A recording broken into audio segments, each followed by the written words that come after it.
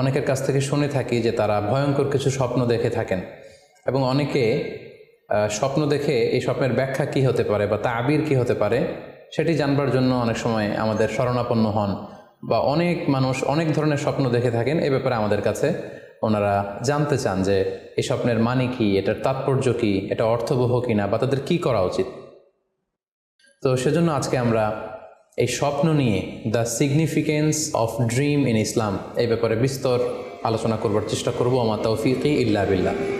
আজকে বেসিকলি স্বপ্নের ব্যাপারে আমরা 10টি পয়েন্টে কথা উপস্থাপন করবার চেষ্টা করব। সেগুলো হচ্ছে, প্রথমে আমরা জানব স্বপ্নের গুরুত্ব ও তাৎপর্যের ব্যাপারে, তারপর জানব স্বপ্নের প্রকারভেদ, ভালো স্বপ্ন দেখলে করণীয়, খারাপ স্বপ্ন দেখলে করণীয়, তারপর কোন ধরনের স্বপ্নের ব্যাখ্যা প্রয়োজন এবং কোন স্বপ্নের ব্যাখ্যা প্রয়োজন নেই, সত্য স্বপ্নের আলামত অথবা কিভাবে বুঝবো যে আমার স্বপ্নটা অর্থবহ কিনা, স্বপ্নের ব্যাপারে কিছু ইসলামী দিক নির্দেশনা, স্বপ্নে আল্লাহ রাসূল সাল্লাল্লাহু আলাইহি সাল্লামকে দেখা প্রসঙ্গে, যুগে যুগে স্বপ্ন ব্যাখ্যায় কারা পারদর্শী ছিলেন, এবং সবশেষে কোরআন সুন্নাহর আলোকে বিভিন্ন প্রতীক বা চিহ্নের দিকে খেয়াল রেখে স্বপ্নের ব্যাখ্যা। এই 10টি পয়েন্টে আজকে আমরা স্বপ্ন নিয়ে আলোচনা করার চেষ্টা করব ইনশাআল্লাহ। আমরা সাধারণত অনেকে মনে করে থাকি যে স্বপ্ন হচ্ছে নিছক একটি স্বপ্ন বা এটা কল্পনাপ্রসূত বিষয়।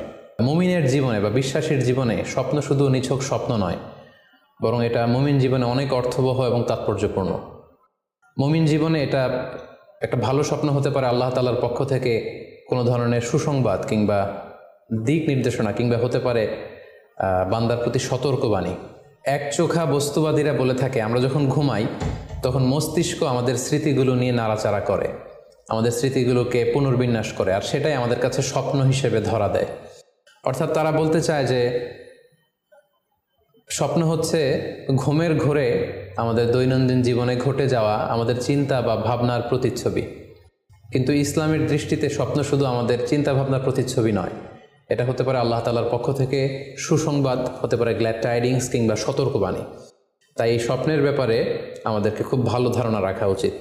শুরুতে আমরা বলবো যে এর গুরুত্ব এবং তাৎপর্য কতটুকু। স্বপ্ন হচ্ছে নবুয়তের সূচনা। নবুয়তের সূচনা হয়েছিল স্বপ্নের মাধ্যমে। আল্লাহ রাসূল সাল্লাল্লাহু আলাইহি ওয়াসাল্লাম যখন নবী হিসেবে অফিসিয়ালি অ্যাসাইন্ড হন, তার আগে তিনি টানা 6 মাস স্বপ্ন দেখেছেন, যেটা সহিহ বুখারীতে এসেছে, আউয়ালু মা বুদিআ বিহি রাসূলুল্লাহ সাল্লাল্লাহু আলাইহি ওয়াসাল্লাম আর-রুইয়া আস-সাদিকা ফিন-নাওম। রাসূল সাল্লাল্লাহু আলাইহি ওয়াসাল্লামের কাছে ওহী বা রেভেলেশনের সূচনা হয়েছিল স্বপ্নের মাধ্যমে। ফাকানা লা ইয়ারা রুইয়া ইল্লা জাআত মিসলা ফালাকিস সুবহি। আর রাতে স্বপ্নে রাসূল সাল্লাল্লাহু আলাইহি ওয়াসাল্লাম যা দেখতেন, দিনের বেলা সেটা প্রভাতের সূর্য কিরণের ন্যায় রাসূল সাল্লাল্লাহু আলাইহি ওয়াসাল্লামের কাছে সুস্পষ্ট হয়ে যেত। অর্থাৎ যা তিনি রাতে দেখতেন স্বপ্নে, দিনের বেলা সেটাই হুবহু ঘটে যেত। তো এই হাদিস থেকে আমরা বুঝতে পারি যে স্বপ্ন হচ্ছে ওহীর সূচনা, অর্থাৎ ওহীর সূচনাটা হয়েছিল স্বপ্নের মধ্য দিয়ে। পাশাপাশি আমরা জানি যে ইব্রাহিম আলাইহিস সালাম উনি স্বপ্নে দেখেছিলেন যে উনি ওনার কলিজার টুকরো সন্তান ইসমাঈল আলাইহিস সালামকে জবাই করছেন, যেটা সূরাতুস সাফফাতের 102 নম্বর আয়াতে আল্লাহ তাআলা আমাদেরকে বলছেন। ইব্রাহিম আলাইহিস সালাম বলেছিলেন, ইয়া বুনাইয়া ইন্নী আরা ফিল মানামি আন্নী আযবাহুক ফানজুর মাযা তারা। অর্থাৎ হে আমার সন্তান ইসমাইল, আমি স্বপ্নে দেখেছি যে আমি তোমাকে জবাই করছি, এখন তোমার অভিমত কি, তোমার অপিনিয়ন কি? সাইয়েদনা ইসমাঈল আলাইহিস সালাম বলেছিলেন, ইফআল মা তুমার সাতাজিদুনি ইনশাআল্লাহু মিনাস সাবিরিন। মানে বাবা, আপনি স্বপ্নে যা দেখেছেন আপনি সেটাই করেন, আপনি আমাকে ধৈর্যশীলদের অন্তর্ভুক্ত পাবেন। ছেলের এই মন্তব্য শুনে সাইয়েদনা ইব্রাহিম আলাইহিস সালাম একটি ধারালো ছুরি নিয়ে সাইয়েদনা ইসমাঈল আলাইহিস সালামকে শুইয়ে দিয়ে জবাই করতে শুরু করলেন। তো এই ঘটনা থেকে বোঝা যায় নবীদের স্বপ্ন এটা সাধারণ কোনো স্বপ্ন নয়, এটা ওহীর অন্তর্ভুক্ত। নবীদের স্বপ্ন যদি নিছক স্বপ্নই হতো তাহলে একটা স্বপ্নের উপর ভিত্তি করে সাইয়েদনা ইব্রাহিম আলাইহিস সালাম ওনার সন্তানকে জবাই করার জন্য উদ্যত হতেন না। তার মানে বোঝা গেল নবীদের স্বপ্ন হচ্ছে এটা মিন ওয়াহিল্লাহ, এটা আল্লাহ তাআলার পক্ষ থেকে নবীদের প্রতি ওয়াহি। পাশাপাশি আল্লাহ রাসূল সাল্লাল্লাহু আলাইহি ওয়াসাল্লাম যখন মক্কার কাফিরদের দ্বারা অত্যাচারিত হয়ে মদিনায় হিজরত করেছিলেন, মদিনায় যাওয়ার প্রায় 6 বছর পরে 6ষ্ঠ হিজরিতে তিনি স্বপ্ন দেখলেন যে তিনি আবার মক্কায় ফিরে গিয়েছেন। সেখানে তিনি মসজিদুল হারামে প্রবেশ করেছেন এবং বাইতুল্লাহ শরীফ তিনি তাওয়াফ করছেন। তো এই স্বপ্ন দেখার পরে আল্লাহ রাসূল সাল্লাল্লাহু আলাইহি ওয়াসাল্লাম সাহাবাদেরকে নিয়ে উমরা করার জন্য মক্কায় রওনা হলেন। এটাই প্রমাণ করে যে স্বপ্ন যদি নবীদের জন্য নিছক স্বপ্ন হতো তাহলে এই ঝুঁকি, এই রিস্ক আল্লাহ রাসূল সাল্লাল্লাহু আলাইহি ওয়াসাল্লাম নিতেন না। কিন্তু এই ঝুঁকি নিয়েও তিনি ওমরা করতে গিয়েছিলেন, যদিও সে বছর তিনি ওমরা করতে পারেননি, ওনাকে ফিরে আসতে হয়েছিল। তৎপরবর্তী বছর অর্থাৎ 7ম হিজরিতে তিনি এই ওমরাটি সম্পাদন করেছিলেন। তো এই আয়াত এবং রাসূল সাল্লাল্লাহু আলাইহি ওয়াসাল্লামের এই ঘটনাকে কেন্দ্র করে বোঝা যায় স্বপ্ন শুধু নবীদের জন্য স্বপ্ন নয়, এটা ওহীর অন্তর্ভুক্ত। সূরাতুল ফাতহে আল্লাহ তাআলা ইরশাদ করছেন, লাকাদ সাদাকাল্লাহু রাসূলাহুর রুইয়া বিল হক লা তাদখুলুন্নাল মাসজিদাল হারামা ইনশাআল্লাহ। অর্থাৎ আল্লাহ তাআলা আপনার স্বপ্নকে হে নবী অবশ্যই সত্যায়ন করবেন এবং অচিরে ইনশাআল্লাহ আপনি মসজিদুল হারামে উমরা করার জন্য প্রবেশ করবেন। তাহলে প্রথমে আমরা জানলাম যে নবীদের কাছে ওহীর সূচনা, বিশেষ করে রাসূল সাল্লাল্লাহু আলাইহি ওয়াসাল্লামের কাছে ওহীর সূচনা হয়েছিল স্বপ্নের মধ্যে দিয়ে। এরপর আমরা জানলাম নবীদের স্বপ্ন নিছক স্বপ্ন নয়, এটা ওহীর অন্তর্ভুক্ত। এই পর্যায়ে আমরা জানব যে বিশ্বাসীদের জন্য, যারা মুমিন, তাদের জন্য স্বপ্নের গুরুত্ব কতটুকু। সেক্ষেত্রে আমরা সহিহ বুখারীর একটা হাদিস উল্লেখ করতে পারি, যেখানে আল্লাহ রাসূল সাল্লাল্লাহু আলাইহি ওয়াসাল্লাম বলেছেন, লাম ইয়াবকা মিনান নবুওয়াতি ইল্লাল মুবাশশিরাত। অর্থাৎ নবুয়ত আর পৃথিবীতে নেই, নবী হওয়ার সুযোগ আর পৃথিবীতে নেই, নবুয়ত বন্ধ হয়ে গিয়েছে। কিন্তু আল্লাহ তাআলার পক্ষ থেকে মুবাশশিরাত কিন্তু বন্ধ হয়নি, মুবাশশিরাত আসবে। সাহাবা জিজ্ঞেস করলেন, ওমাল মুবাশশিরাত, হে আল্লাহ রাসূল মুবাশশিরাত কি? আল্লাহ রাসূল সাল্লাল্লাহু আলাইহি ওয়াসাল্লাম বললেন, আর রুইয়া আস-সালেহা। মুবাশশিরাত হচ্ছে সত্য স্বপ্ন। বিশ্বাসীরা যখন রাত্রিবেলা সত্য স্বপ্ন দেখবে, বিশ্বাসীদের জন্য সত্য স্বপ্ন বা সুন্দর স্বপ্ন নিছক স্বপ্ন নয়, এটা আল্লাহ তাআলার পক্ষ থেকে গ্ল্যাড টাইডিংস, সুসংবাদ হতে পারে অথবা সতর্ক করা হতে পারে। এমনকি আল্লাহ রাসূল সাল্লাল্লাহু আলাইহি সাল্লাম বলেছেন যে ভালো স্বপ্ন হচ্ছে নবুয়তির 46 ভাগের 1 ভাগ। সহিহ বুখারীতে এসেছে, আল্লাহর হাবিব সাল্লাল্লাহু আলাইহি ওয়াসাল্লাম ইরশাদ করেন, আর রুইয়া আস-সালিহা জুজউন মিন 46 জুজআন মিনান নবুওয়া। অর্থাৎ ভালো স্বপ্ন বা সত্য স্বপ্ন নবুয়তির 46 ভাগের 1 ভাগ। Could you imagine that? কি করে একজন বিশ্বাসীর স্বপ্ন নবুয়তির 46 ভাগের 1 ভাগ হতে পারে? তার মানে মুমিনের স্বপ্ন, একজন বিশ্বাসীর স্বপ্নকে আল্লাহ তাআলা অনেক বেশি গুরুত্ব দিয়েছেন। এটা শুধু স্বপ্ন নয়, এটা হতে পারে আল্লাহ তাআলার পক্ষ থেকে একটা গাইডেন্স, হতে পারে কোনো গ্ল্যাড টাইডিংস, সুসংবাদ, হতে পারে কোনো সতর্কতা বাণী। এজন্য এই স্বপ্নকে, বিশ্বাসীদের স্বপ্নকে আল্লাহ রাসূল সাল্লাল্লাহু আলাইহি ওয়াসাল্লাম নবুয়তির 46 ভাগের 1 ভাগ বলে উল্লেখ করেছেন। কেন তিনি বিশ্বাসীদের স্বপ্নকে নবুয়তির 46 ভাগের 1 ভাগ বলে উল্লেখ করলেন? এর কারণ হচ্ছে, আমরা জানি যে আল্লাহ রাসূল সাল্লাল্লাহু আলাইহি সাল্লাম তিনি নবী হয়েছিলেন কত বছর বয়সে? জি, 40 বছর বয়সে। এবং তিনি পৃথিবী থেকে ইন্তেকাল করেছিলেন 63 বছর বয়সে। অর্থাৎ ওনার নবুয়তির পুরো ডিউরেশনটা ছিল 23 বছর। তাহলে নবুয়তির সময়সীমা ডিউরেশন ছিল 23 বছর। আর নবুয়তি প্রাপ্তির আগে তিনি টানা 6 মাস শুধু স্বপ্ন দেখতেন। তাহলে এই 6 মাসকে যদি আমরা 23 বছর দিয়ে 23 বছরের উপর ভাগ করি, তাহলে এটা 46 ভাগের 1 ভাগ হয়। এবং সে কারণে আল্লাহ রাসূল সাল্লাল্লাহু আলাইহি সাল্লাম সত্য স্বপ্নকে নবুয়তির 46 ভাগের 1 ভাগ বলে ঘোষণা করেছেন। এই পর্যায়ে আমরা জানবো স্বপ্নের প্রকার ভেদের ব্যাপারে। খুব সোজা সাপটা যদি বলতে হয়, তাহলে বলতে হবে যে স্বপ্ন হচ্ছে 3 প্রকার। একটা হচ্ছে আল্লাহ তাআলার পক্ষ থেকে, যেটা আল্লাহ দেখান। আরেকটি হচ্ছে শয়তানের পক্ষ থেকে, যেটি শয়তান মানুষকে দেখায়। আরেকটি হচ্ছে নিজের পক্ষ থেকে, অর্থাৎ সারাদিন আপনি যেটা নিয়ে কনসার্ন, সারাদিন আপনি আপনার চিন্তা ভাবনার মধ্যে যেই জিনিসটাকে স্থান দেন, সেটাই আপনি রাত্রিবেলা দেখেন। অর্থাৎ দিনের বেলা হয়তো কেউ খেলাধুলা নিয়ে খুব ব্যস্ত, সে খুব ফুটবল পছন্দ করে, সারাদিন ফুটবল খেলে। দেখা যাবে যে রাতের বেলাও সে স্বপ্নে দেখছে যে সে ফুটবল খেলছে, অথবা স্টেডিয়ামে যে সে ফুটবল খেলা দেখছে। দিনের বেলা হয়তো সে বাজারে যে ব্যবসা বাণিজ্য করে, রাতেও হয়তো দেখা যাচ্ছে সে যে জিনিসপত্র কিনছে, দরদাম করছে। সো এটা তার পক্ষ থেকে। তাহলে বেসিকলি স্বপ্ন হচ্ছে 3 ধরনের, একটা আল্লাহর পক্ষ থেকে, একটা শয়তানের পক্ষ থেকে, আরেকটা হচ্ছে নিজের পক্ষ থেকে, যেটা আমরা সহিহ মুসলিমের একটি বর্ণনা থেকে জানতে পারি, যেখানে আল্লাহ রাসূল সাল্লাল্লাহু আলাইহি ওয়াসাল্লাম ইরশাদ করছেন, আর রুইয়া সালাসা, স্বপ্ন হচ্ছে 3 ধরনের। ফারুইয়া আস-সালিহা বুশরা মিনাল্লাহ, যেটা ভালো স্বপ্ন সেটা হয় আল্লাহর পক্ষ থেকে। ওয়া রুইয়া তাহজিনুন মিনাশ শাইতান, আরেকটা স্বপ্ন থাকে যেটা শয়তানের পক্ষ থেকে, সেটা ভয় দেখানো হয়। ভয়ঙ্কর যদি কোনো দুঃস্বপ্ন দেখে থাকেন, তাহলে এটা আল্লাহর পক্ষ থেকে নয়, এই স্বপ্নটা শয়তানের পক্ষ থেকে। আরেকটি হচ্ছে রুইয়া মিম্মা ইউহাদ্দিসুল মারউ নাফসাহু, আরেকটি স্বপ্ন ব্যক্তি সে নিজের সাথে নিজে স্বপ্নে হয়তো কথা বলে বা এমন কিছু দেখে যেটা সুসংবাদও নয়, যেটা ভয়ঙ্করও কিছু নয়, বরং সারাদিন সে যে বিষয়টি নিয়ে চিন্তা ভাবনা করতো রাতে সেটার একটা প্রতিচ্ছবি, সেটাই সে দেখতে পাচ্ছে। এটা হচ্ছে নিজের পক্ষ থেকে স্বপ্ন। তাহলে খুব সহজে আমরা এভাবে বলতে পারি যে স্বপ্ন তিন প্রকার। একটা হচ্ছে রাহমানি, আর একটা হচ্ছে শাইতানি, আর একটা হচ্ছে নাফসানি।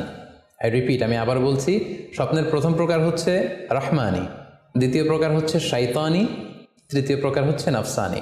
যেটা রাহমানি সেটা রহমানের পক্ষ থেকে, আল্লাহ দেখান। আর যেটা শয়তানি সেটা শয়তানের পক্ষ থেকে, শয়তান ভীতিকর পরিবেশ তৈরি করার জন্য বা ভয় দেখানোর জন্য যেটা দেখায়। আরেকটা হচ্ছে নাফসানি, যেটাকে বলা হয় আদগাস ও আহলাম, যেটার কোনো মিনিং হয় না, অর্থাৎ নিজের পক্ষ থেকে নিজের চিন্তা ভাবনার প্রতিচ্ছবি। তাহলে শুরুতে আমরা জানবার চেষ্টা করব যে রহমানি, যেটাকে আরবিতে বলা হচ্ছে রুইয়া বা রুইয়া সাদেকা বা সালেহা, সেটা কি, এবং সেটা যদি আমরা দেখি সেক্ষেত্রে আমাদের করণীয় কি। এক্ষেত্রে আমরা সহিহ বুখারীর একটি হাদিসকে উল্লেখ করতে পারি, যেখানে আল্লাহ রাসূল সাল্লাল্লাহু আলাইহি ওয়াসাল্লাম ইরশাদ করেছেন, ইযা রাআ আহাদুকুম রুইয়া ইউহিব্বুহা, তোমাদের কেউ যদি কোনো স্বপ্ন দেখে যে স্বপ্নটা সে পছন্দ করে, মানে স্বপ্নটা দেখে he feels good or she feels good, তার ভালো লাগছে, তাহলে বুঝতে হবে ফা ইন্নামা হিয়া মিন আল্লাহ, এই স্বপ্নটা আল্লাহর পক্ষ থেকে, এটা সাধারণ স্বপ্ন নয়, এটা খুবই অর্থবহ স্বপ্ন।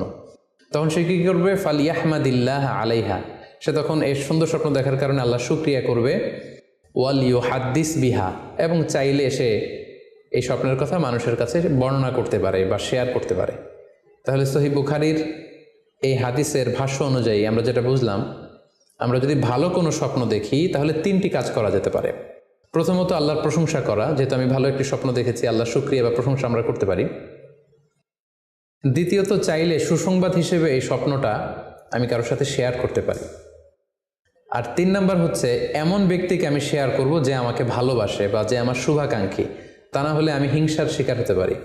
কারণ আর নেয়ামাতু মাহসুদা, যে কোনো ধরনের নেয়ামতি, আপনি যদি আল্লাহর কোনো বিশেষ মার্সি, ব্লেসিংস বা নেয়ামত পেয়ে ধন্য হন, এটা সবার ভালো নাও লাগতে পারে, এটা সবার অন্তরে সহ্য নাও হতে পারে, ফলে আপনি হিংসার শিকার হতে পারেন। সো ভালো স্বপ্ন দেখলে আপনি চাইলে কারোর কাছে শেয়ার করতে পারেন। সেক্ষেত্রে সে যদি আপনার শুভাকাঙ্ক্ষী হয় বা আপনাকে পছন্দ করে, আপনাকে ভালোবাসে, এরকম কাছের কারোর সাথে আপনি শেয়ার করতে পারেন। আমরা সবাই নিঃসন্দেহে এরকম ভালো ভালো স্বপ্ন দেখতে চাই, আমরা কেউই ভয়ঙ্কর কোনো স্বপ্ন দেখতে চাই না। আমরা নিঃসন্দেহে এমন স্বপ্ন দেখতে চাই রাতের বেলায় যে এই স্বপ্নে আল্লাহ তাআলার পক্ষ থেকে আমাদের জন্য দিক নির্দেশনা থাকবে, অথবা কোনো সুসংবাদ থাকবে, কিংবা থাকবে আগাম কোনো সতর্কতা বাণী। এ জাতীয় ভালো স্বপ্ন যদি আমরা দেখতে চাই তাহলে আমাদের কি করা উচিত? সেক্ষেত্রে সর্বপ্রথম আমাদের যেটা করতে হবে, আমাদেরকে সত্যবাদী হতে হবে। সাধারণত সত্যবাদীদের স্বপ্ন সত্য হয়ে থাকে।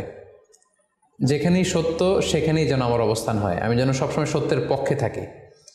দুই নম্বর হচ্ছে আকলুল হালাল, আমাকে হালাল খেতে হবে। যারা হালাল খায় তাদের স্বপ্ন সাধারণত সত্য হয় এবং অর্থবহ স্বপ্ন হয়। পাশাপাশি আল্লাহ তাআলার দেয়া যে আদেশ নিষেধ সেগুলো আমাকে মেনে চলতে হবে। 4 নম্বরে রাত্রিবেলা আমি যখন ঘুমাবো আমাকে অজু করে ঘুমাতে হবে। ওই ইয়ানামু আলা তাহারা, পবিত্রতার সাথে যদি কেউ ঘুমায় তাহলে অজু করে ঘুমালে রাতে সে যে স্বপ্ন দেখবে সাধারণত সে স্বপ্নটি সত্য হয়। যদি সম্ভব হয় ক্যাবলামুখী হয়ে শোয়া, ক্যাবলামুখী হয়ে আমরা শুতে পারি। এই বিষয়গুলো যদি আমরা এনশিওর করতে পারি, অর্থাৎ সত্যবাদী হওয়া, হালাল খাবার খাওয়া, আল্লাহর দেয়া বিধিনিষেধ সবসময় মেনে চলবার চেষ্টা করা, রাত্রিবেলা অজু অবস্থায় ঘুমানোর অভ্যেস করা, পাশাপাশি ক্যাবলামুখী হয়ে শোয়ার চেষ্টা করা, এই বিষয়গুলো যদি আমরা মেনটেন করার চেষ্টা করি তাহলে আমরা যে স্বপ্নগুলো দেখব সেগুলো সত্য স্বপ্ন হবে বলে আমরা আশা করি। প্রিয় সুধী, এবারে আমরা জানব স্বপ্নের দ্বিতীয় প্রকারের ব্যাপারে, অর্থাৎ যেটাকে আরবিতে বলা হচ্ছে হলম, বা আমরা বলেছি শয়তানি, যেটা শয়তানের পক্ষ থেকে আসে। সেক্ষেত্রে শয়তান এটা সাধারণত মানুষকে ভয় দেখানোর জন্য, ঘুমের মধ্যে তার কোনো অকল্যাণ করার জন্য যে স্বপ্নটা দেখায়, এটা হচ্ছে শয়তানি। সেক্ষেত্রে সহিহ মুসলিমের একটি হাদিসের কথা আমরা এখানে উল্লেখ করতে পারি। সেখানে আল্লাহ রাসূল সাল্লাল্লাহু আলাইহি ওয়াসাল্লাম বলেছেন, আর রুইয়া মিন আল্লাহ, ভালো স্বপ্ন হচ্ছে আল্লাহর পক্ষ থেকে, ওয়াল হুলমু মিনাশ শাইতান, আর খারাপ স্বপ্ন হচ্ছে শয়তানের পক্ষ থেকে। এখন কেউ যদি আমরা এই ভয়ঙ্কর স্বপ্ন রাতে দেখে ফেলি, যেটাকে আমরা নাইট মেয়ার বলি বা হরর ড্রিম বলি, ভয়ঙ্কর স্বপ্ন বা দুঃস্বপ্ন, যেটা দেখে আমরা খুব হাঁপিয়ে উঠি, আমাদের শ্বাস প্রশ্বাসের গতিবিধি বেড়ে যায়, আমরা খুব ভয় পাই, প্রচণ্ড ভয়ে আমরা আটকে উঠি এবং ঘুম ভেঙে যায় আমাদের। এরকম ভয়ঙ্কর স্বপ্ন যদি আমরা দেখি তখন আমরা কি করব? এ ব্যাপারে কি ইসলামের কোনো দিক নির্দেশনা আছে? হ্যাঁ, অবশ্যই দিক নির্দেশনা আছে।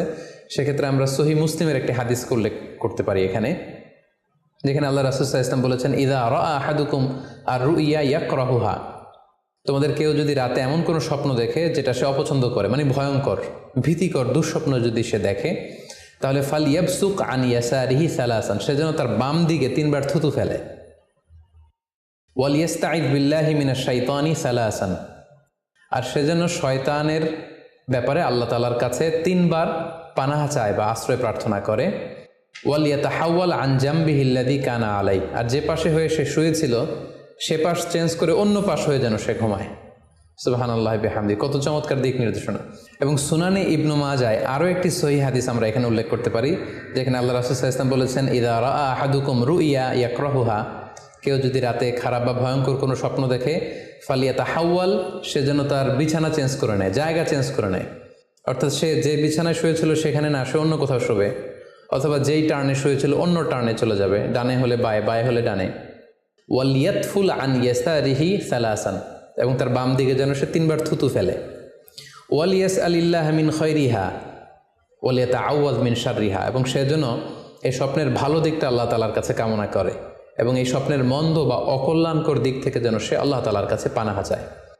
সম্মানিত সুধীমণ্ডলী, এই হাদিস দুটির আলোকে আমরা বুঝতে পারি যে কেউ যদি হরর ড্রিম বা নাইটমেয়ার, যেটাকে আমরা দুঃস্বপ্ন বা ভয়ঙ্কর স্বপ্ন বলছি, এই ধরনের স্বপ্ন অনেকেই দেখে থাকে এবং আমাদের কাছে প্রায়ই বলে যে সে দুঃস্বপ্ন দেখে রাতের বেলা, ভয়ে সে ভড়কে যায়, আতকে ওঠে, ঘুম ভেঙে যায়। এ জাতীয় দুঃস্বপ্ন যদি আপনারা কেউ দেখেন, সেক্ষেত্রে এই হাদিসের আলোকে আমরা বলতে পারি যে আপনি 6টি কাজ করবেন। 1 নম্বর হচ্ছে আপনি বাম দিকে 3 বার থুতু ফেলবেন। 2 নম্বর হচ্ছে 3 বার আপনি তাআউজ পড়বেন, অর্থাৎ আপনি পড়তে পারেন আউযু বিল্লাহি মিনাশ শাইতানির রাজিম, অর্থাৎ হে আল্লাহ, আমি বিতাড়িত শয়তানের ব্যাপারে আপনার কাছে পানাহ চাচ্ছি। অথবা আপনি পড়তে পারেন আউযু বিল্লাহি মিন শাররিহা, হে আল্লাহ, আমি এই শয়তানের অকল্যাণকর বা যেই এভিল সাইড আছে, খারাপ দিক আছে, এই ব্যাপারে আমি আপনার কাছে পানাহ চাচ্ছি। 3 বার আপনি এটা পড়বেন। 3 নম্বরে আপনি যদি আপনার ঘুমকে আবারও কন্টিনিউ করতে চান, তাহলে বা দিকে থেকে যদি স্বপ্ন দেখেন, তাহলে আপনি ডান দিকে টার্ন করবেন। আপনি ডান কাতে ঘুমাচ্ছিলেন এরকম যদি হয়, তাহলে বাম দিকে আপনি সরে যাবেন, অথবা যেখানে শুয়েছিলেন ওই জায়গাটা চেঞ্জ করে অন্য কোথাও শোবেন। 4 নম্বর হচ্ছে আপনি যদি ঘুম আর কন্টিনিউ করতে না চান, তাহলে আপনি অজু করে ফেলবেন। তাৎক্ষণিক আপনি আপনার ঘুম যদি আপনি কন্টিনিউ করতে না চান, অজু করে ফেলবেন এবং 2 রাকাত সালাত আদায় করবেন। 5 নাম্বার হচ্ছে এই স্বপ্ন আপনি কারোর সাথে শেয়ার করবেন না। এ ব্যাপারে আমরা সামনে বিস্তারিত বলছি। ভয়ঙ্কর স্বপ্ন দেখলে সাধারণত কারোর সাথে শেয়ার করবেন না। যদি শেয়ার করতে হয় তাহলে প্রলিফিক স্কলার, ভালো আলেম, যার এলেম আছে, যার আমল আছে, এরকম লোক, কিংবা আপনার ওয়েল উইশার যারা আছে, আপনার শুভাকাঙ্ক্ষী, এরকম কারোর সাথে শেয়ার করতে পারেন। 6 নাম্বার, যদি সুযোগ হয় আপনি কিছু চ্যারিটি করে দিতে পারেন, দান করে দিতে পারেন, কারণ সাদাকাতু তারুদ্দুল বালা, দান করলে, চ্যারিটি করলে এটা মানুষের বিপদ বা বালা মুসিবতকে দূর করে দেয়। এ পর্যায়ে আমরা শুনব স্বপ্নের 3 নম্বর প্রকারের ব্যাপারে, অর্থাৎ যেটাকে আমরা বলেছিলাম আদগাস ও আহলাম বা নাফসানি। এটা আল্লাহ তাআলাও দেখান না, যেটা শয়তানও ভয় দেখানোর জন্য দেখায় না, বরং এটা আমার চিন্তা ভাবনার প্রতিচ্ছবি। এটা সাধারণত অর্থহীন স্বপ্ন আমরা বলে থাকি, এটার কোনো অর্থ হয় না, বা আমার কল্পনাপ্রসূত স্বপ্ন। সারাদিন আমি যেটা নিয়ে ভাবি, যেটা নিয়ে আমি কনসার্ন বা টেন্সড, ওইটাই আমি রাতের বেলায় দেখছি। এই জাতীয় স্বপ্ন যদি আমরা দেখি, তাহলে এই স্বপ্নের কোনো অর্থ নেই, এটাতে কোনো দিক নির্দেশনা নেই, এটা সাধারণত অর্থহীন এবং কল্পনাপ্রসূত স্বপ্ন হয়ে থাকে। এই স্বপ্নের কোনো ব্যাখ্যা হয় না। সম্মানিত শুধু এ পর্যায়ে আমরা জানবো যে কোন স্বপ্নের ব্যাখ্যার প্রয়োজন হয় এবং কোন স্বপ্নের কোনো ব্যাখ্যার প্রয়োজন হয় না। সাধারণত ব্যাখ্যা প্রয়োজন হয় কি হয় না, এদিক থেকে স্বপ্ন 2 ধরনের। এক হচ্ছে সরিহ, মানে ডিরেক্ট ড্রিম, যেটা সুস্পষ্ট, অর্থাৎ রাতে আপনি যা স্বপ্নে দেখেছেন দিনের বেলা সেটাই ঘটতে দেখেছেন। আপনি রাতে স্বপ্ন দেখলেন আপনার কোনো একজন কাছের লোক মারা গিয়েছে, এরপরের দিন আপনি শুনলেন আসলেই সেই ব্যক্তিটি মারা গিয়েছে। অথবা রাতের বেলা আপনি কোনো একটা ঘটনা দেখলেন, তারপরের দিন সেই ঘটনাটাই আপনি ঘটতে দেখলেন। এটাকে বলা হয় ডিরেক্ট ড্রিম, মানে সুস্পষ্ট এবং সরিহ, একেবারে স্পষ্ট স্বপ্ন। এটার কোনো ব্যাখ্যার প্রয়োজন হয় না, কারণ আপনি যা দেখেছেন সেটাই ঘটেছে। আরেকটা প্রকার হচ্ছে গয়রু সরিহ, মানে যেটা স্পষ্ট নয়, ইনডিরেক্ট ড্রিম, যেটা অস্পষ্ট। এটা হচ্ছে সিম্বলিক বা আইকনিক ড্রিম। আপনি এমন অস্পষ্ট আইকনিক বা এমন কিছু সিম্বল দেখেছেন রাতে ঘুমের ঘোরে স্বপ্নে, যেটা থেকে সুস্পষ্ট আসলে কিছু বোঝা যায় না, বরং এখানে একটা সিম্বল আছে, এখানে একটা প্রতীক আছে বা আইকন আছে। এই জাতীয় যে স্বপ্নগুলো আছে সাধারণত এগুলোর ব্যাখ্যার প্রয়োজন হয়, যেহেতু আপনি বুঝতে পারছেন না যে এটা দিয়ে আসলে কি বোঝানো হচ্ছে। সম্মানিত সুধী, এ পর্যায়ে আমরা জানার চেষ্টা করব যে সত্য স্বপ্নের আলামত কি কি, অর্থাৎ কিভাবে বুঝবো যে আমি যে স্বপ্নটা দেখেছি এই স্বপ্নটা সত্য কিনা বা অর্থবহ কিনা। অনেকে আমাদের কাছে জানতে চায় যে আমি এই স্বপ্নটা দেখেছি, এটা কি সত্য স্বপ্ন, এটা কি অর্থবহ স্বপ্ন, বা এটা কি আল্লাহর পক্ষ থেকে কোনো গাইডেন্সমূলক বা দিক নির্দেশনা বা সুসংবাদমূলক স্বপ্ন, কিভাবে আমরা বুঝতে পারি?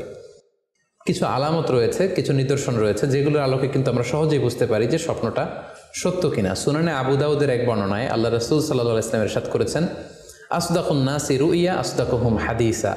যে ব্যক্তি সত্য কথা বলে বেশি, তার স্বপ্ন সত্য হয় বেশি। তাহলে সহজে আমরা বুঝলাম, আপনি যদি সত্যবাদী হন সাধারণত আপনার স্বপ্নগুলো জেনারেলি সত্য হবে। সেক্ষেত্রে সত্য স্বপ্ন বা অর্থবহ স্বপ্ন চেনার প্রথম আলামত হচ্ছে এই স্বপ্ন দেখে আপনার ভাল লাগবে। You feel good after seeing the dream. আপনি স্বপ্ন দেখার পরে আপনার খুব স্বস্তি লাগবে, আপনার ভালো লাগবে, আপনার কাছে এই স্বপ্নটা পছন্দ হবে, খুব ভালো লাগবে স্বপ্নটা। যদি এরকম ফিলিং হয় আপনার, তাহলে আপনি বুঝবেন এই স্বপ্নটা সত্য ছিল এবং অর্থবহ ছিল। 2 নম্বর হচ্ছে true dreams are very short and concise. সত্য স্বপ্ন খুবই শর্ট হয়, কনসাইজ হয়। আরবিতে যেটাকে বলা হয় ওয়াদেহা জালিয়া, খুবই শর্ট, স্পষ্ট, ক্লিয়ার এবং কনসাইজ। অনেকে রাতে অনেক লম্বা লম্বা স্বপ্ন দেখে, লম্বা এপিসোড দেখে, একটার পর একটা ঘটনা দেখতে থাকে, মুভির মতো লম্বা লম্বা ঘটনা সে দেখতে থাকে। এই জাতীয় লম্বা লম্বা ঘটনা যদি আপনি দেখে থাকেন রাতে, বা এপিসোড আকারে একটার পর একটা ঘটনা যেটার সাথে কোনো মিল নেই, এই জাতীয় স্বপ্নের সাধারণত কোনো অর্থ হয় না, এগুলো অর্থবহ স্বপ্ন নয়। অর্থবহ স্বপ্ন চেনার 3 নম্বর আলামত বা সাইন হচ্ছে রিপিটেশন। অর্থাৎ একই স্বপ্ন যদি আপনি বারবার দেখেন তাহলে বুঝতে হবে এটা অর্থবহ স্বপ্ন, এবং এটার মাধ্যমে আল্লাহ তাআলা আপনাকে কোনো দিক নির্দেশনা বা গাইডেন্স দিতে যাচ্ছেন। আপনাকে বোঝার চেষ্টা করতে হবে যে আসলে আল্লাহ তাআলা আপনাকে কি বোঝাতে চাচ্ছেন। তাহলে 3 নম্বর হচ্ছে রিপিটেশন। বারবার যদি কোনো স্বপ্ন দেখেন, এই স্বপ্নটা সত্য হবে এবং অর্থবহ হবে। এটা নট নেসেসারি যে আপনি একাই বারবার দেখেন। একজন মানুষ একটা স্বপ্ন বারবার দেখলে যেমনি অর্থবহ, পাশাপাশি একই স্বপ্ন যদি অনেকে দেখে তাহলে সেই স্বপ্নটাও অর্থবহ। অর্থাৎ আপনি একটা স্বপ্ন প্রায় দিন দেখেন, তাহলে বোঝা যাচ্ছে এটা অর্থবহ স্বপ্ন। অথবা একটা স্বপ্ন অনেক লোক একসাথে দেখেছে, তারপরের দিন একে অপরের সাথে শেয়ার করে বোঝা গেল যে সবাই একই স্বপ্ন দেখেছে, তাহলে বোঝা যাবে এটা সাধারণ স্বপ্ন নয়, এটা অর্থবহ স্বপ্ন, মিনিংফুল স্বপ্ন।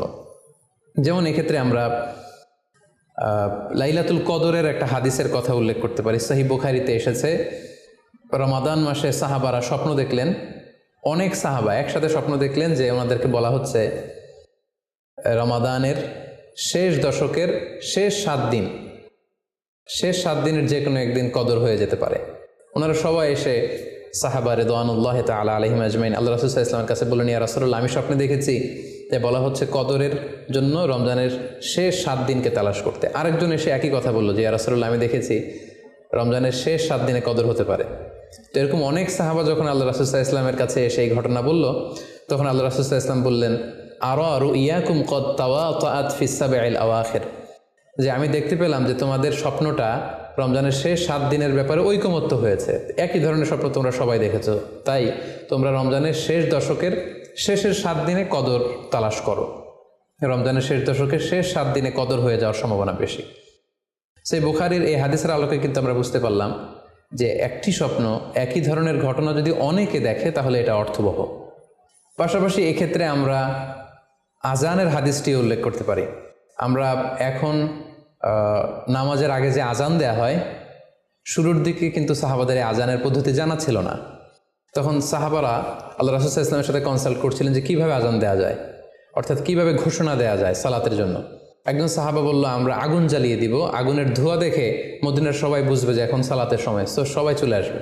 আরেকজন বলল, না, প্রতিদিন আগুন জ্বালানো এটা নিরাপদ না, বরং আমরা খ্রিস্টানদের মতো বেল বাজিয়ে দিব, একজন বেল রিঙ্গার রাখবো, যে ঘন্টা বাজালে ঘন্টার আওয়াজ শুনে খ্রিস্টানদের মতো চার্চে যেন লোকজন আসে, বাকিরা সবাই নামাজ পড়তে চলে আসবে। তো এক একজনের এক এক পরামর্শ শুনে আল্লাহ রাসূল সাল্লাল্লাহু আলাইহি ওয়াসাল্লাম কোনো সিদ্ধান্তে আসতে পারলেন না। তারপরের দিন একজন সাহাবা চমৎকার একটি স্বপ্ন দেখলেন। তিনি স্বপ্নে দেখলেন, ওনার নাম হচ্ছে আবদুল্লাহ ইবনে জাইদ ইবনে আব্দে রব্বি। উনি স্বপ্নে দেখলেন যে একজন লোক, খুব সম্ভবত ফেরেশতা হবেন, তার গায়ে দুইটা সবুজ রঙের জামা এবং তার হাতে বেল, ঘণ্টা। তখন তিনি ওনাকে জিজ্ঞেস করলেন, আপনি কি ঘণ্টা বিক্রি করেন? তখন স্বপ্নে সেই লোকটি বলল, ঘণ্টা দিয়ে তুমি কি করবে? তো সাহাবী বললেন যে ঘণ্টা দিয়ে আমরা নামাজের জন্য আহ্বান করব। তো স্বপ্নে সেই সবুজ কাপড় পরিহিত লোক বলল যে ঘণ্টার চাইতেও যদি চমৎকার একটা আইডিয়া তোমার সাথে শেয়ার করি, সেটাকে তুমি শুনবে? সাহাবী বললেন, হ্যাঁ শুনবো। তখন তিনি বললেন, ঘণ্টা না বাজিয়ে তোমরা উঁচু একটা জায়গায় দাঁড়িয়ে আল্লাহু আকবার, আল্লাহু আকবার, আল্লাহু আকবার, আল্লাহু আকবার, আশহাদু আল্লা ইলাহা ইল্লাল্লাহ, আশহাদু আন্না মুহাম্মাদুর রাসূলুল্লাহ, এই বাক্যগুলো তোমরা বলবে। এই বাক্যগুলোর মধ্যে দিয়ে আল্লাহর বরত্বের ঘোষণা হবে, রাসূল সাল্লাল্লাহু আলাইহি ওয়াসাল্লামের রিসালাতের ঘোষণা হবে, মানুষকে চমৎকার বাক্যে নামাজের দিকে ডাকাও হবে, ফলে লোকজন নামাজেও চলে আসবে। এই চমৎকার কথা শুনে সাহাবা তো অবাক হয়ে গেল, ওনার ঘুম ভেঙে গেল। উনি সকালবেলা আল্লাহ রাসূল সাল্লাল্লাহু আলাইহি ওয়াসাল্লামের কাছে এসে পুরো ঘটনা শোনালেন যে একজন লোককে আমি দেখলাম হাতে ঘণ্টা, আমি বললাম ঘণ্টা কিনবো সালাতের আহ্বানের জন্য, তিনি আমাকে এই কয়েকটা বাক্য শিখিয়ে বললেন ঘণ্টা না বাজিয়ে এই বাক্যগুলো দিয়ে আহ্বান করলে কেমন হয়। আল্লাহ রাসূল সাল্লাল্লাহু আলাইহি ওয়াসাল্লাম এই স্বপ্নের কথা শুনে তিনি অভিভূত হলেন। তিনি বললেন, তুমি ঠিকই দেখেছ, তুমি সঠিক স্বপ্ন দেখেছ। যেহেতু বেলালের কণ্ঠ খুব দরাজ, বেলালকে ডাকো, আমাদের ঘণ্টাও বাজানোর দরকার নেই, আগুন জ্বালানোর দরকার নেই, বেলালকে বাক্যগুলো মুখস্থ করিয়ে দাও। বেলাল মসজিদে নববীর পাশে দাঁড়িয়ে আওয়াজ করে এই আজান দিবে, এই ঘোষণা দিবে। এই আজান শুরু হলো। বেলাল রাদিয়াল্লাহু তাআলা আনহু একটা উঁচু জায়গায় দাঁড়িয়ে আল্লাহু আকবার, আল্লাহু আকবার বলে তিনি আজান দিতে শুরু করলেন। এই বাক্যগুলো শুনে সাইয়েদনা ওমরে ফারুক দৌড়াতে দৌড়াতে আল্লাহ রাসূল সাল্লাল্লাহু আলাইহি ওয়াসাল্লামের কাছে আসলেন। এসে বললেন, ইয়া রাসূলুল্লাহ, বেলাল এই বাক্যগুলো কোত্থেকে শিখেছে?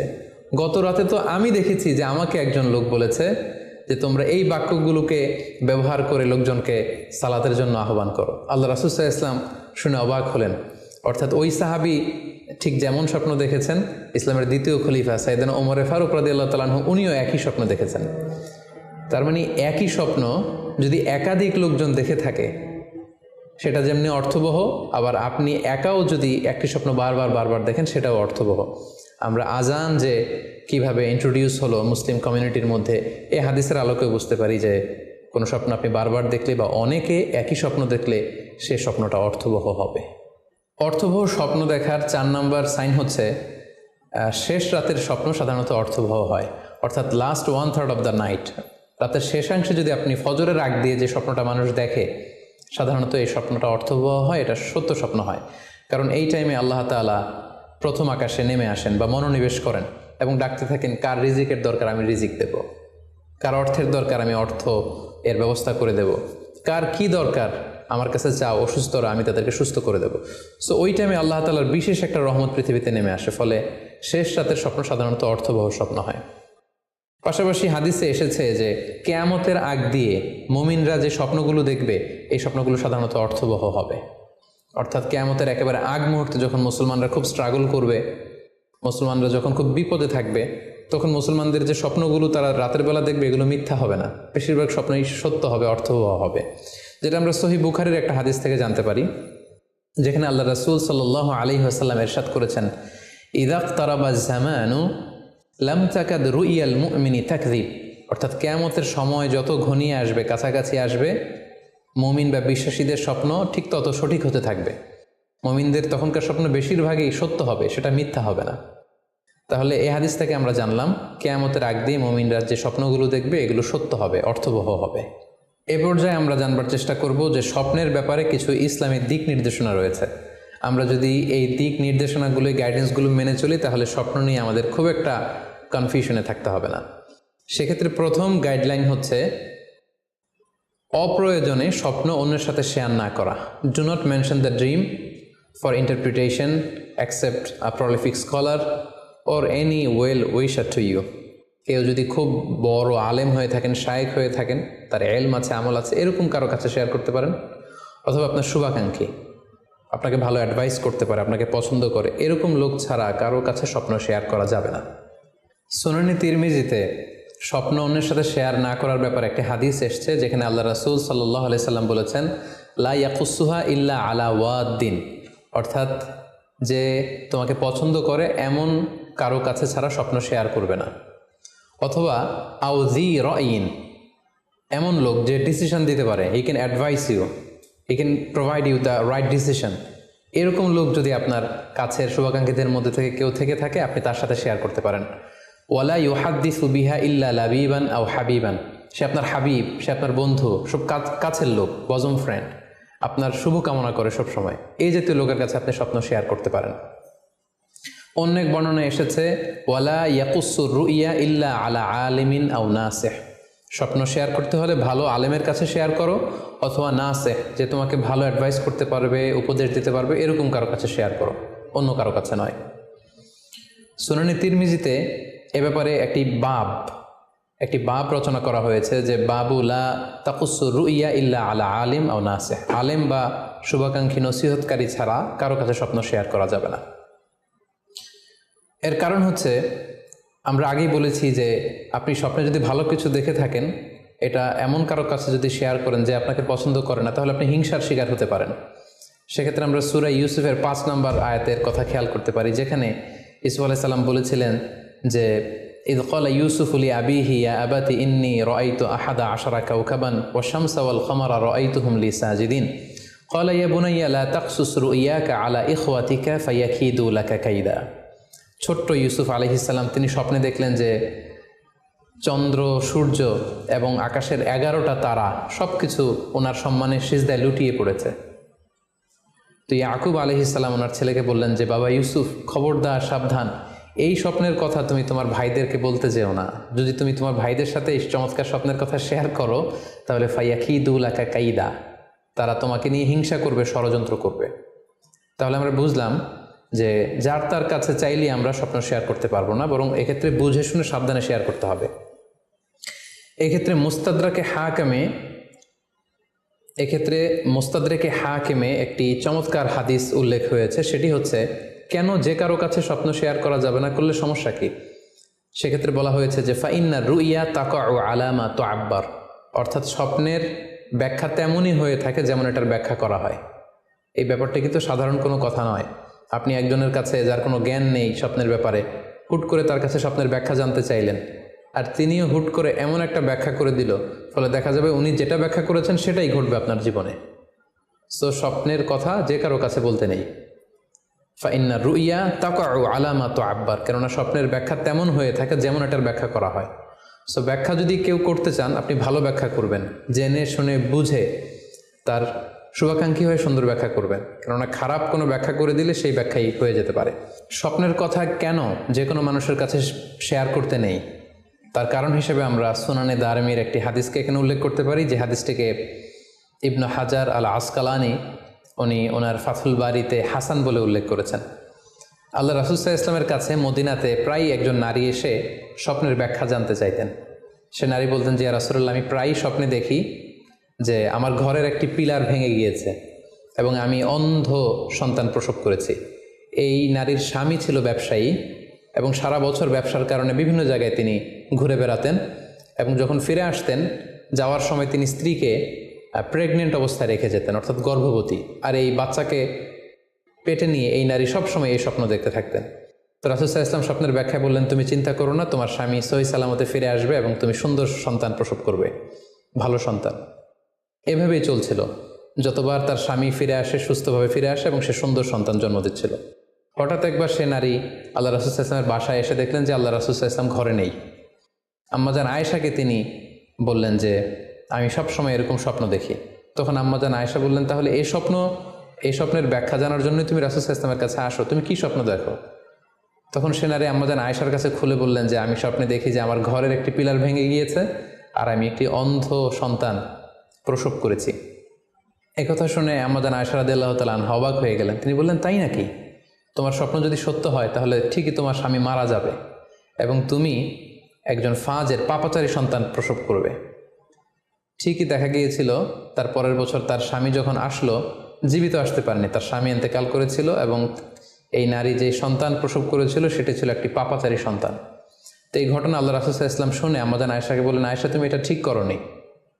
তুমি যদি কখনো কারো স্বপ্নের ব্যাখ্যা করো, তুমি ভালো ব্যাখ্যাটা করবে, কখনো মন্দ দিক থেকে ব্যাখ্যা করবে না। হয় চুপ থাকবে, ব্যাখ্যাই করতে যাবে না, আর যদি স্বপ্নের ইন্টারপ্রিটেশন তুমি করতে চাও তাহলে ভালো ব্যাখ্যাটা করবে।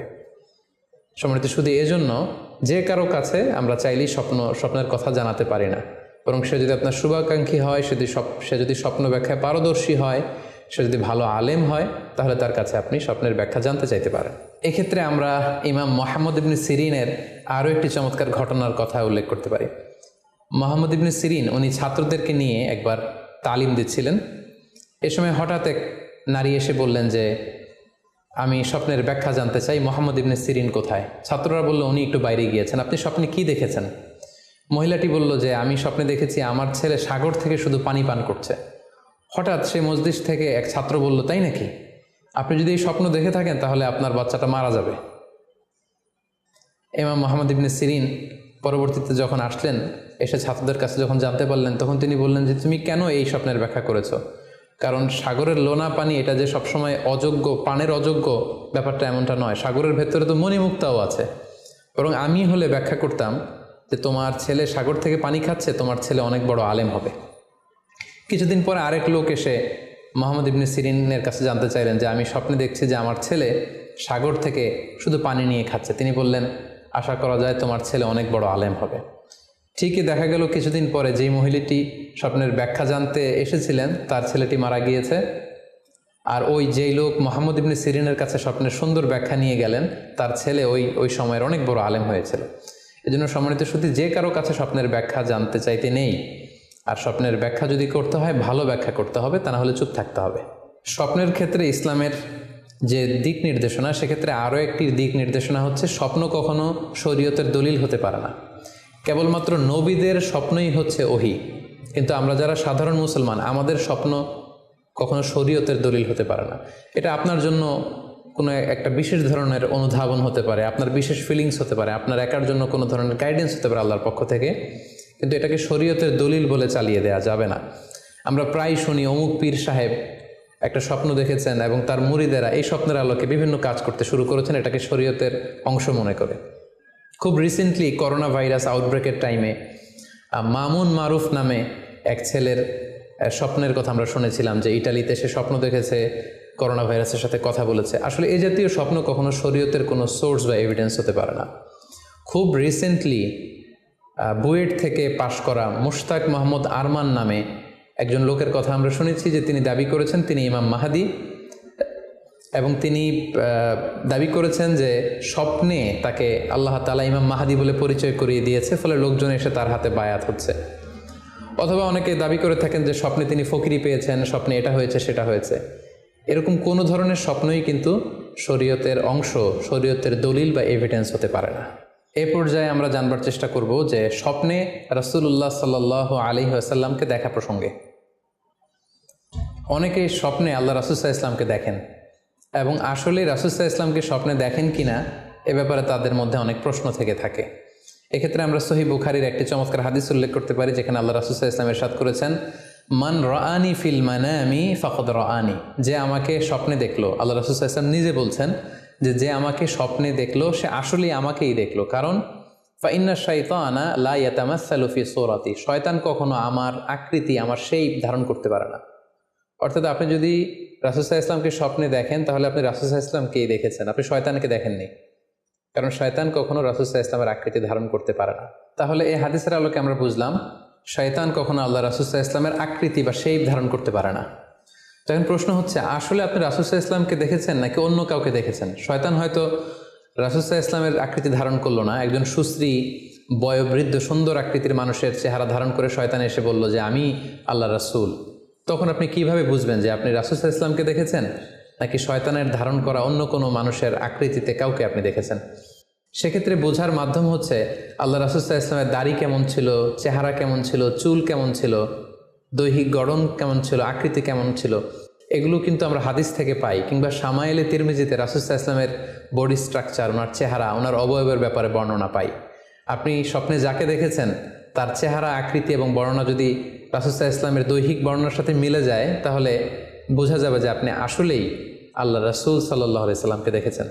কিন্তু আপনি স্বপ্নে দেখা মানুষটি তার চেহারার সাথে যদি রাসূল সাল্লাল্লাহু আলাইহি ওয়াসাল্লামের চেহারার যে বর্ণনা সেটির সাথে যদি কোনো মিল না থাকে, যদি তার চেহারা রাসূল সাল্লাল্লাহু আলাইহি ওয়াসাল্লামের চেহারার মতো না হয়, শামাইলে তিরমিজিতে যে বর্ণনা আছে সেরকম যদি না হয় তাহলে বোঝা যাবে আপনি রাসূল সাল্লাল্লাহু আলাইহি ওয়াসাল্লামকে দেখেননি, বরং অন্য কাউকে দেখেছেন।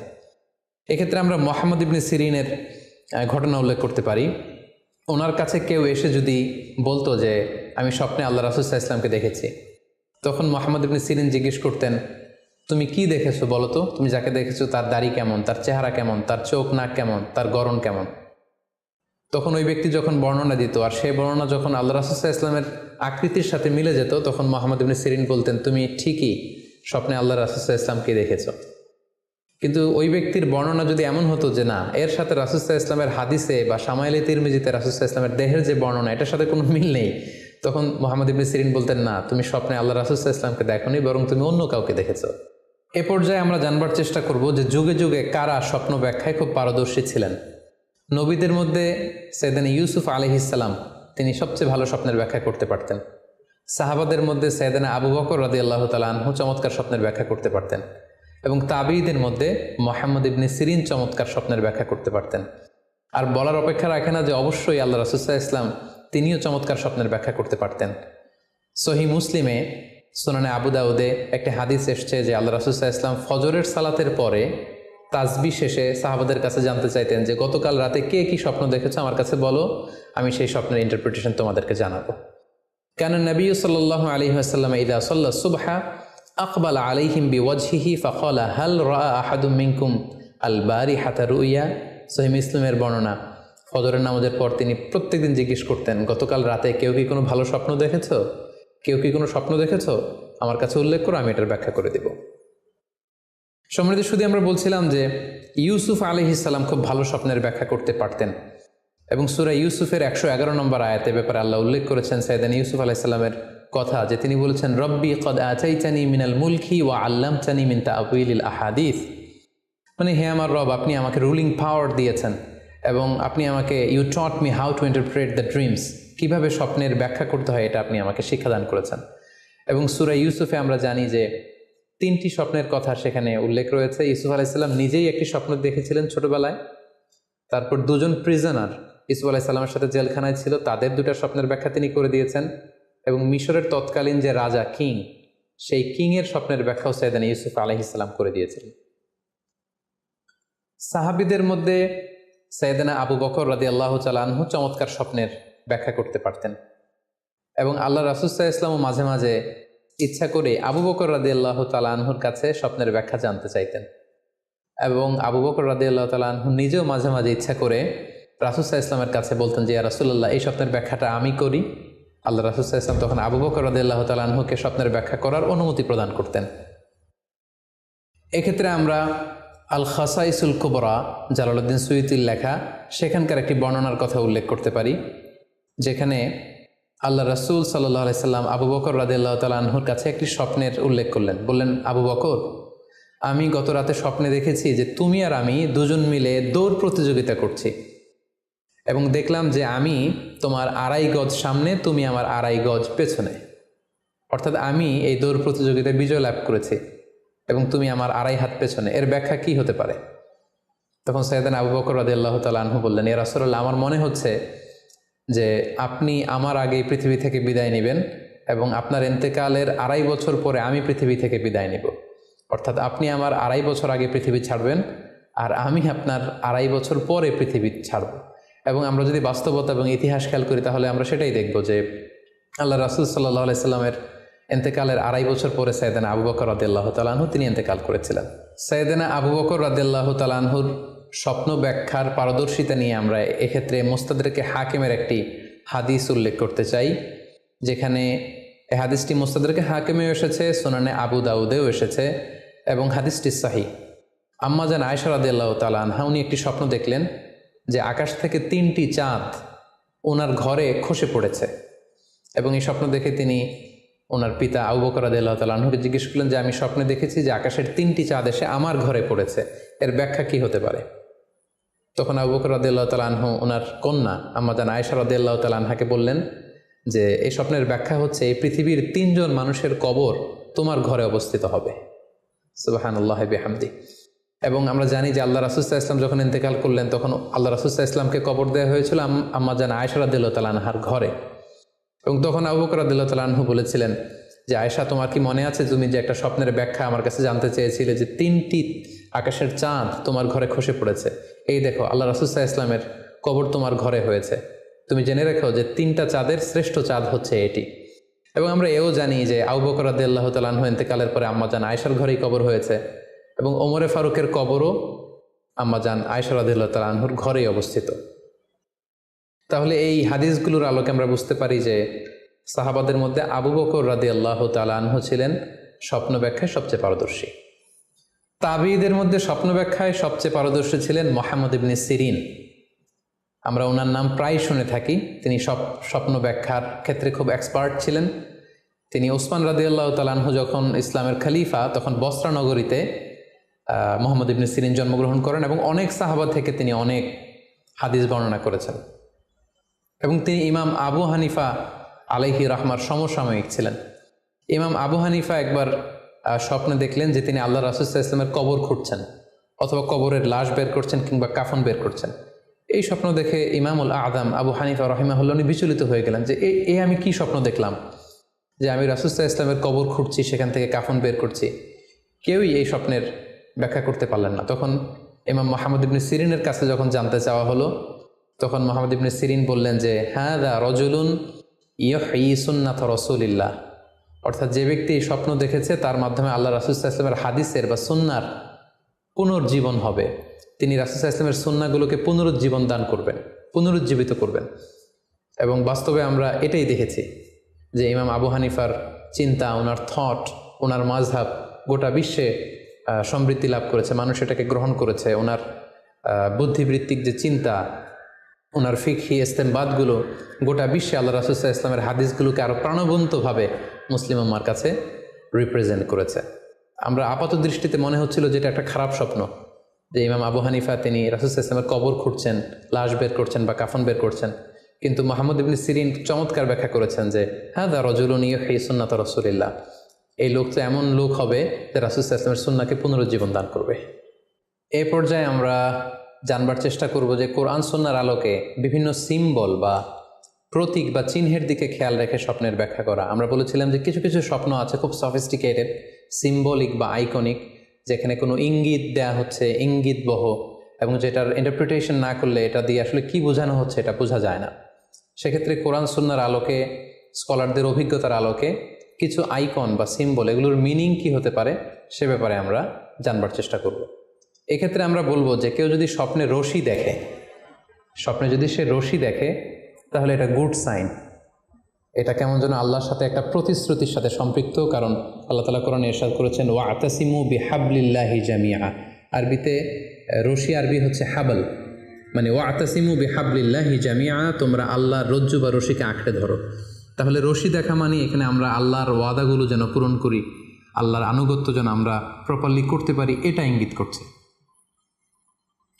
এরপর স্বপ্নে যদি আমরা কাক দেখি, এটা সাধারণত একটা নেগেটিভ সাইন বহন করে, কারণ কাককে আল্লাহ রাসূল সাল্লাল্লাহু আলাইহি ওয়াসাল্লাম ফাসিক বা ফুয়াইসিক বলেছেন। সো আমরা যদি স্বপ্নে কাক দেখি, এটাকে আমরা পজিটিভ কোনো সাইন মনে না করে নেগেটিভ সাইন মনে করতে পারি।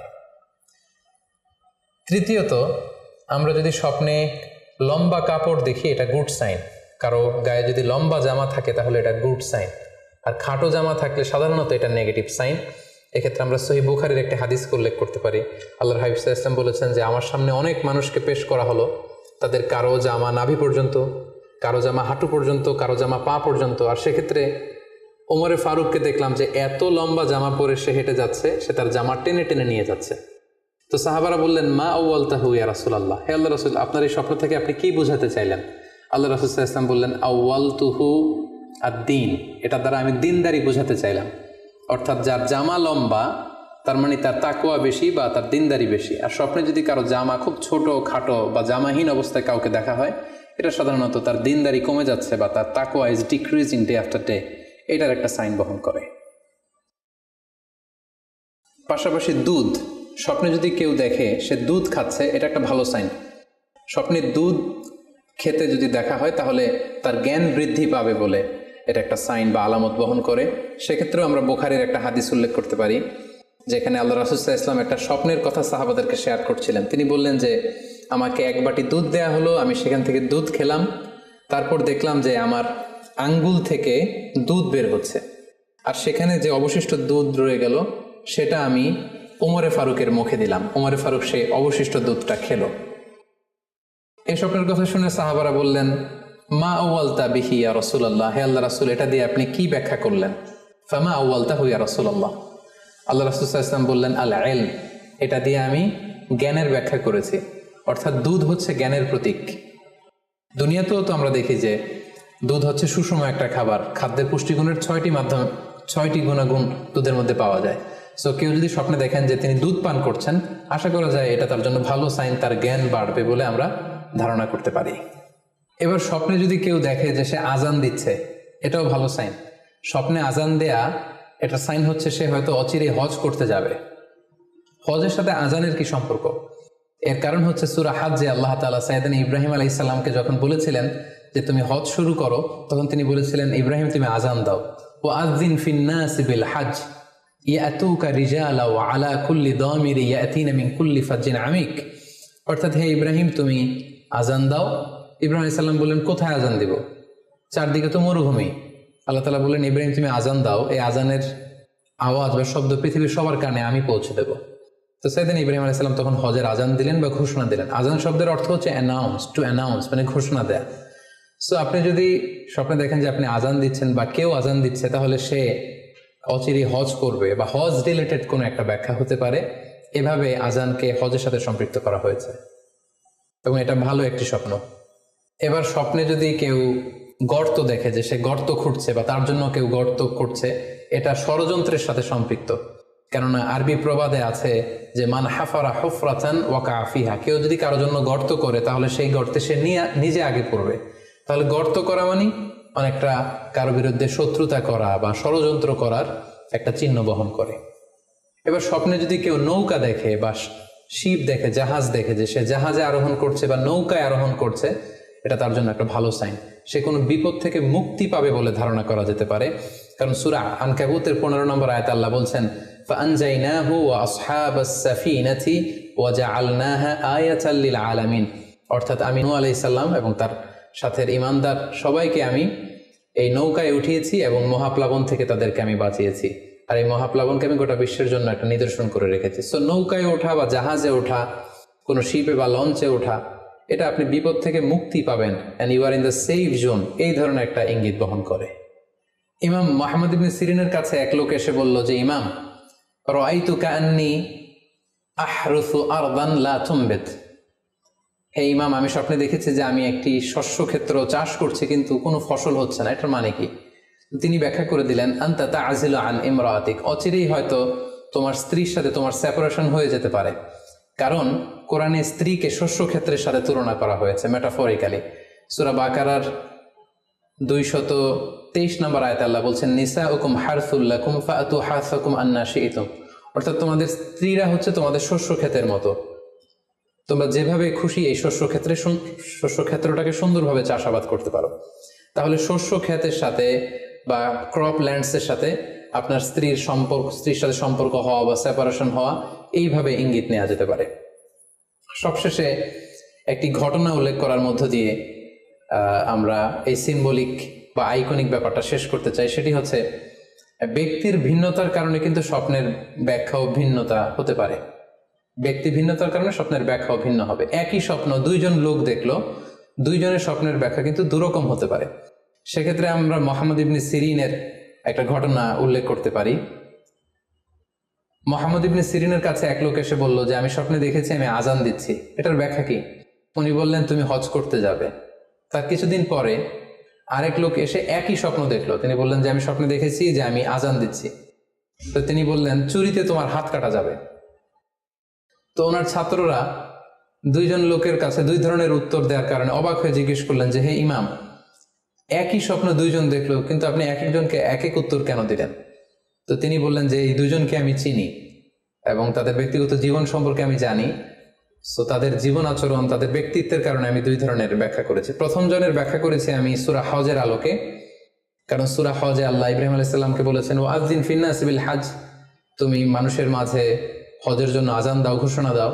সো সেই লোকটি আজান দিয়েছে, তার মানে আশা করা যায় সে হজে যাবে। আর দ্বিতীয় লোকটির স্বপ্নের ব্যাখ্যা আমি করেছি সূরা ইউসুফের আলোকে। সূরা ইউসুফে একটি আয়াত আছে, সুম্মা আযানা মুআযযিনুন আইয়াতুহাল আইর ইন্নাকুম লাসারিকুন, অর্থাৎ মিশরের কিং এর একটি পানপাত্র চুরি হয়ে গিয়েছিল। ইউসুফ আলাইহিস সালাম ইচ্ছা করে সেটা তার ভাই ইয়ামিনের খাদ্যের প্যাকেটের ভেতরে ঢুকিয়ে দিয়েছিলেন। আর তখন সেখানকার স্টাফরা বা সৈনিকেরা আজান দিয়েছিল, মানে ঘোষণা দিয়ে বলেছিল, হে ক্যারাভান, হে কাফেলার লোকেরা, তোমরা চুরি করেছো। তো তিনি মুহাম্মদ ইবনে সিরিন বললেন যে দ্বিতীয় লোকটার ব্যাপারে আমি জানি, সে আসলে অসাধু একজন লোক, এবং তার ক্ষেত্রে সে স্বপ্নে যেহেতু আজান দিতে দেখেছে, সে কখনো হজে যাবে না, বরং সূরা ইউসুফের আলোকে চুরিতে তার হাত কাটা যাবে। তো এভাবে আমরা কোরআন সুন্নাহর আলোকে বা স্কলারদের যে অভিব্যক্তি সেগুলোর আলোকে স্বপ্নের মধ্যে থেকে যেগুলো সিম্বলিক, আইকনিক, যেগুলো ইঙ্গিতবহ, এগুলোর ব্যাখ্যা আমরা এভাবে করতে পারি। সম্মানিত শুধু এই ছিল স্বপ্ন নিয়ে আমাদের আজকের আলোচনা। আমরা এই আলোচনা থেকে বুঝতে পারলাম যে স্বপ্ন তিন ধরনের হতে পারে। কোনোটা আল্লাহ দেখান দিক নির্দেশনার জন্য বা সুসংবাদ স্বরূপ, কোনোটা শয়তানের পক্ষ থেকে ভয় দেখানোর জন্য, আর কোনোটা হচ্ছে আমাদের চিন্তা ভাবনার প্রতিচ্ছবি। আর স্বপ্ন যতটা সম্ভব অন্যের কাছে না শেয়ার করতে পারলেই ভালো। বিশেষ করে যদি আপনি ভয়ঙ্কর দুঃস্বপ্ন দেখে থাকেন, সেক্ষেত্রে এমন লোকের কাছে আপনি শেয়ার করুন যে আপনাকে পছন্দ করে, যার কোরআন সুন্নাহর জ্ঞান আছে, যার মধ্যে এলেম আছে, আমল আছে। আর আপনাদের কারো কাছে যদি আপনাদের ফ্রেন্ডস অ্যান্ড ফ্যামিলির কেউ বা আশেপাশের কেউ এসে যদি হুট করে তার স্বপ্নের কথা বলে দেয়, আপনি হুট করে তার ইন্টারপ্রিটেশন বা ব্যাখ্যা করতে যাবেন না। আপনি বেটার হয় যে আপনি চুপ থাকবেন, অথবা আপনি যদি ব্যাখ্যা করতে চান তাহলে ভালো ব্যাখ্যা করবেন। আল্লাহ তাআলা আমাদের সবাইকে কথাগুলো বুঝার ও আমল করার তৌফিক দান করুক। হাযা মা ইনদি ওয়াল ইলমু ইনদাল্লাহ, আলাইহি তাওয়াক্কালতু ওয়া ইলাইহি উনীব। ওয়াসসালামু আলাইকুম ওয়া রাহমাতুল্লাহি ওয়া